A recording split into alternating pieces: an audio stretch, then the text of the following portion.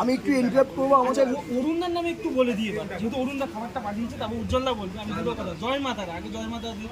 অরুণদা মানুষটা অমায়িক। যখন কোনো ফুড ব্লগিংই অরুণদার দোকানে হতো না, ফার্স্ট গিয়ে আমি ভিডিও বানিয়েছিলাম, তখন অরুণদার জেঠি থাকতো, জেঠি এখন মনে হয় অসুস্থ একটু।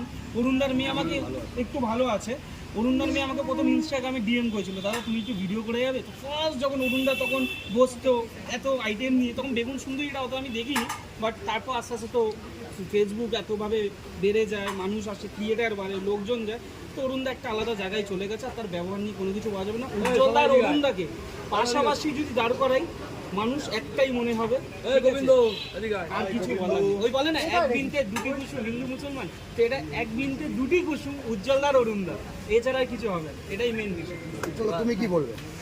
আমি কিছুই বলবো না, দাদা খাবারটা পাঠাইছে, আমাদের সবাই যারা আছে, অক্ষয়দা আছে, যে প্রিয়াঙ্কাদিরা আছে, আমরা সবাই মিলে এটা